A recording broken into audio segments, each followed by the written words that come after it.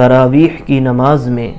اللہ رب العزت کے گھر میں حاضر ہونے والے اور نماز کی حالت میں قرآن مجید کو سننے والے، یہ وہ خوش نصیب افراد ہیں، اور ان کا یہ عمل اتنا مبارک عمل ہے۔ اس عمل کی مقبولیت اور ان حضرات کی خوش نصیبی کا اندازہ اس حدیث پاک سے لگایا جا سکتا ہے۔ یہ صحیح مسلم کتاب الذکر والدعاء والتوبۃ والاستغفار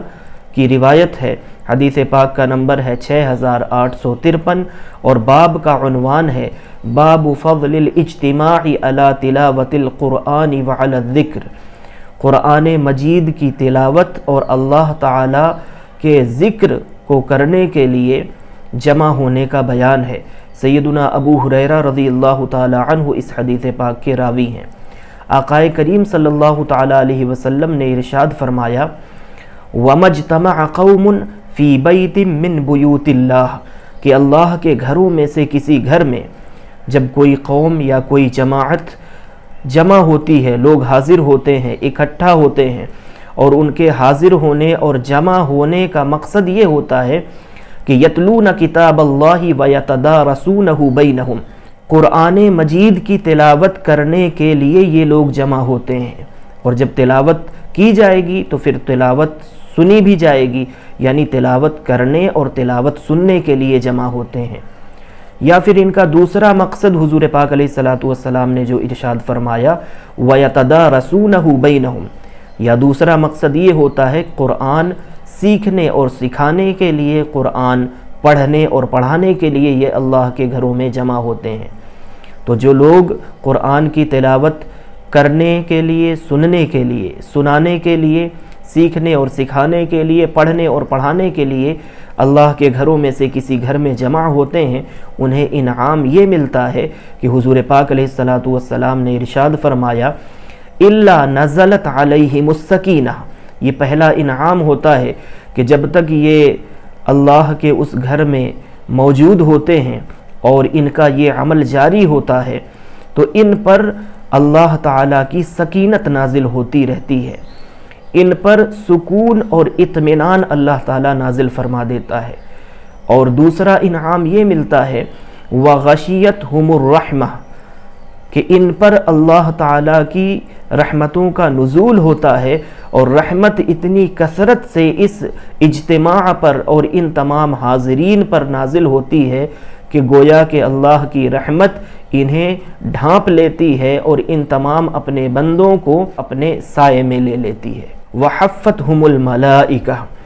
اور ملائکہ نازل ہوتے ہیں، فرشتے پروں سے پر جوڑ کر کے، وہ نوری مخلوق اپنے نوری پروں کو ملا کر کے ایک دوسرے کے پروں سے اس اجتماع میں حاضر لوگوں پر وہ اپنا سائبان کیے ہوئے ہوتے ہیں، اپنے نورانی پروں سے پر جوڑ کر کے وہ ان پر چھائے رہتے ہیں۔ تو اللہ رب العزت ان تمام حاضرین پر یہ تمام انعامات فرماتا ہے، لیکن ان میں سے سب سے بڑا انعام انہیں یہ عطا فرماتا ہے کہ وَذَكَرَهُمُ اللَّهُ فِي مَنْ عِنْدَهُ، اللہ تعالیٰ ملائے اعلیٰ کی مخلوق میں، نورانی مخلوق میں اور اپنے ملائکہ مقربین کے درمیان اپنے ان بندوں کا جو قرآن مجید کی تلاوت کرنے کے لیے یا قرآن مجید سننے سنانے کے لیے، پڑھنے پڑھانے کے لیے، سیکھنے اور سکھانے کے لیے اللہ کے گھر میں حاضر ہیں اور جمع ہوئے ہیں، ان کا ذکر خیر اپنی اس اعلیٰ مخلوق کے درمیان اور اپنے ملائکہ مقربین کے درمیان بڑے فخر کے ساتھ فرماتا ہے۔ تو اس حدیث پاک سے تراویح کی نماز میں حاضر ہونے والے اگر وہ اپنی خوش بختی کا اندازہ لگانا چاہیں تو لگا سکتے ہیں کہ یہ حدیث تو عام حالت کے لیے ہے، عام دنوں کے لیے ہے، کہ جب عام دنوں میں لوگ یہ کام کرنے کے لیے، قرآن مجید سننے کے لیے جمع ہوتے ہیں تو ان پر اللہ تعالیٰ کی یہ رحمتیں ہوتی ہیں اور انہیں یہ انعامات اللہ تعالیٰ عطا فرماتا ہے۔ تو پھر اب آپ اس کا اندازہ لگائیں کہ جب عام دن نہ ہو بلکہ رمضان کا مبارک مہینہ ہو اور رمضان کی مبارک راتیں ہوں، تو رمضان کی مبارک راتوں میں، مبارک گھڑیوں اور مبارک ساعتوں میں اور نماز کی حالت میں، تراویح کی نماز میں صف بستہ ہو کر کے جو قوم کھڑی ہو اور اللہ رب العزت کے کلام کو سن رہی ہو، اللہ کا قرآن پڑھا جا رہا ہو، قرآن سنا اور سنایا جا رہا ہو، تو رمضان کے مہینے میں رمضان کی برکت کی وجہ سے اور قرآن کی برکت کی وجہ سے، اور ساتھ میں وہ قرآن جو نماز کے اندر تلاوت کیا جا رہا ہے تو نماز کی برکت کی وجہ سے اور جماعت کی برکت کی وجہ سے، اب آپ اندازہ لگائیں کہ اور ان تمام انعامات سے بڑھ کر کے کیا کچھ اللہ رب العزت کی جانب سے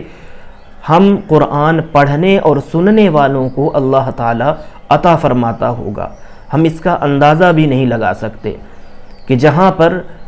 نفل عبادت کا ثواب اللہ تعالیٰ فرض کے برابر کر دیتا ہے اور فرض کا ثواب 70 گنا بڑھا دیا جاتا ہے، تو آپ اسی سے اندازہ لگا لیں کہ 70 گنا بڑھا کر کے اللہ رب العزت جو حضور پاک علیہ السلام نے یہ اجر بیان فرمایا ہے، جو انعام بیان فرمایا ہے، عام دنوں میں عام حالتوں میں جمع ہو کر کے قرآن پاک کی تلاوت کرنے اور سننے کا، پڑھنے اور پڑھانے کا، سیکھنے اور سکھانے کا، تو یہ عام دنوں کا انعام ہے، عام حالت کا انعام ہے، اور نماز کے علاوہ کی حالت ہے، غیر نماز کی حالت میں یہ انعام ملتا ہے، تو آپ اس کا اندازہ بھی نہیں لگا سکتے کہ اللہ رب العزت کتنا کرم فرماتا ہے۔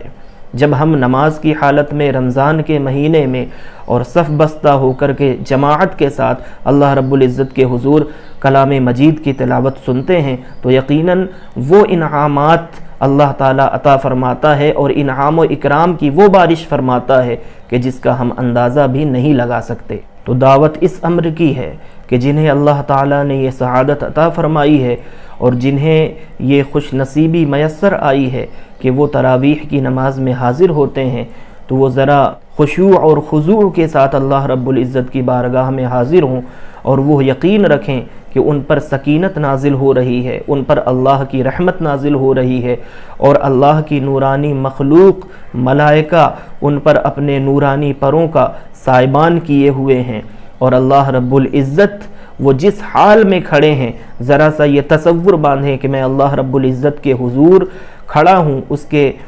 کلام کو سن رہا ہوں، گویا کہ میں اپنے رب سے ہم کلام ہوں، اور میرا رب میرا ذکر خیر اپنے ملائکہ مقربین کے درمیان فرما رہا ہے۔ جب یہ تصور ہوگا تو یقین جانیں کہ نماز پڑھنے اور قرآن سننے کا جو مزہ ہے وہ دو بالا ہو جائے گا۔